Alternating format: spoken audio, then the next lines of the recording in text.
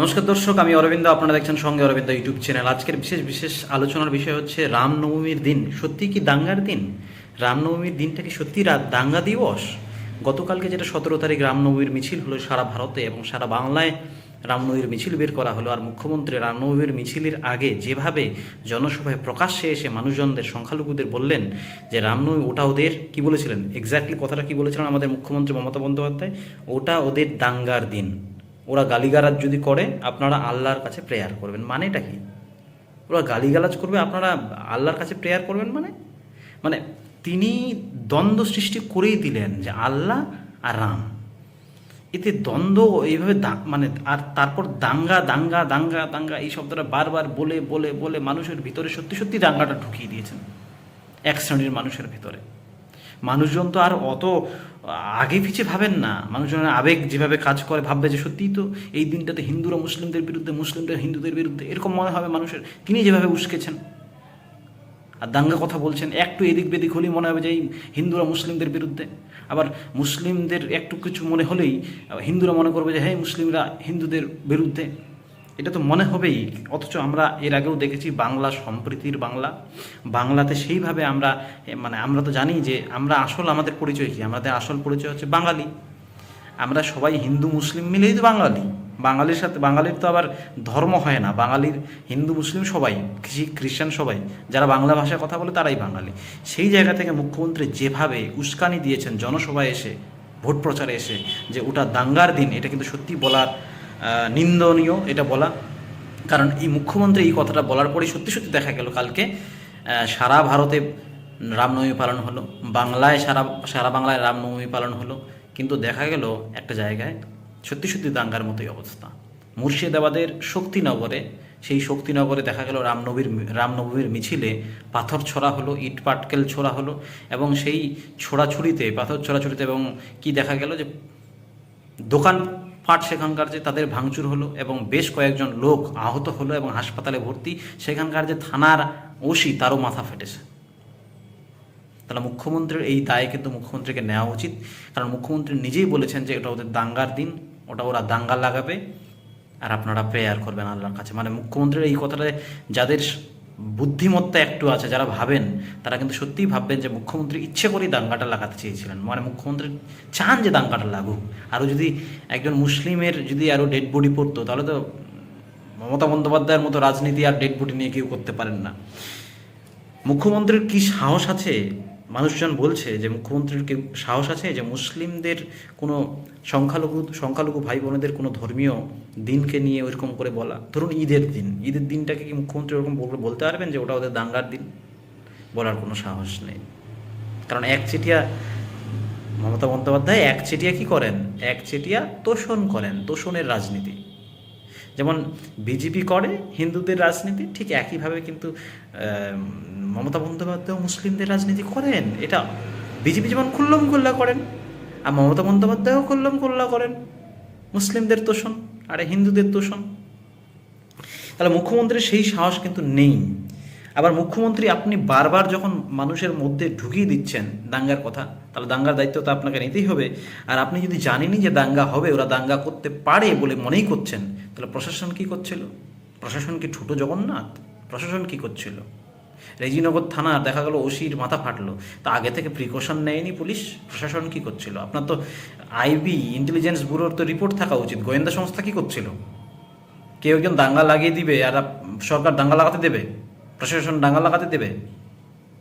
সেই জায়গা থেকে কিন্তু সত্যি সত্যি মুখ্যমন্ত্রীর কি বলবো, লজ্জা হওয়া উচিত। আমাদেরও লজ্জা হওয়া উচিত বাঙালির। এবার আপনারা বলবেন যে রামনবমীতে সত্যি সত্যি দাঙ্গা হলো, রামনবমীতে এরকম গণ্ডগোল হলো, তাহলে কি রামনবমীর মিছিল নিয়ে কোনো ভালো জিনিস নেই?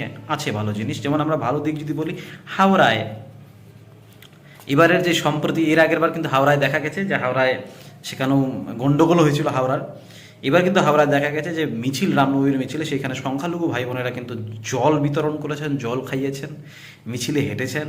আমরা যদি বর্ধমান রামনবমীতে দেখি, বর্ধমানে রামনবমীর মিছিলে রাম সেজেছেন এক হিন্দু ছেলে আর সীতা সেজেছেন এক মুসলিম মহিলা।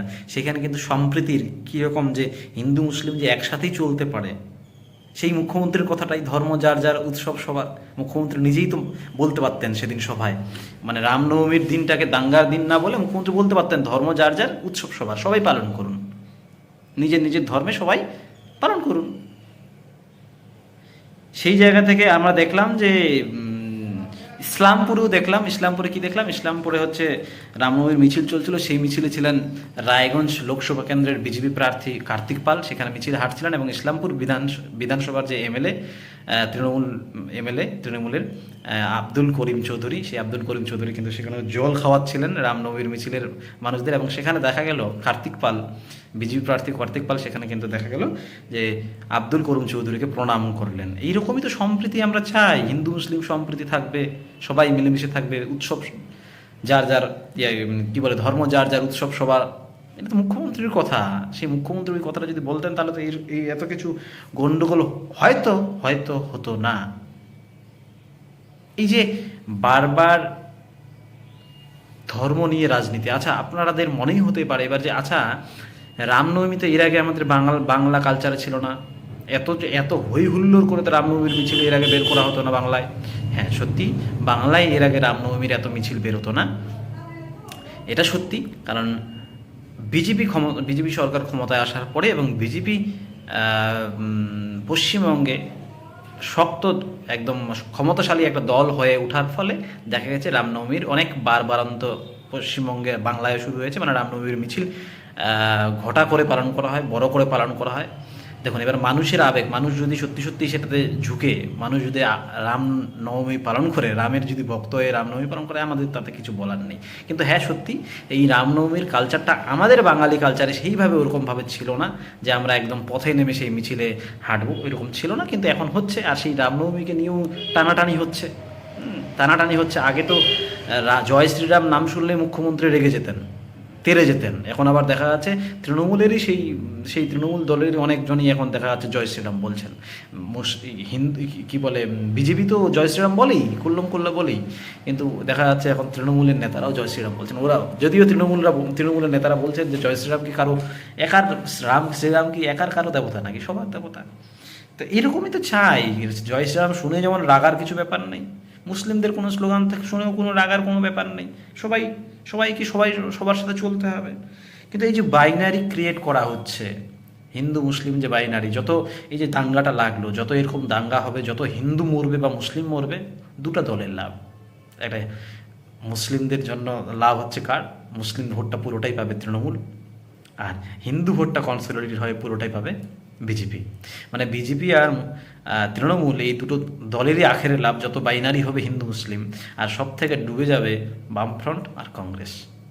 বাম কংগ্রেস সেই জায়গা থেকে হিন্দু মুসলিম এই বাইনারি থেকে, বাইনারি থাকা সত্ত্বেও বাইনারির মধ্যে থেকেও বাম কংগ্রেস লড়াই দিতে পারে কি না সেটাই দেখার। দর্শক আপনারা কি মনে করছেন অবশ্যই জানাবেন কমেন্ট বক্সে, আর নজর রাখবেন সঙ্গে অরবিন্দ ইউটিউব চ্যানেলে।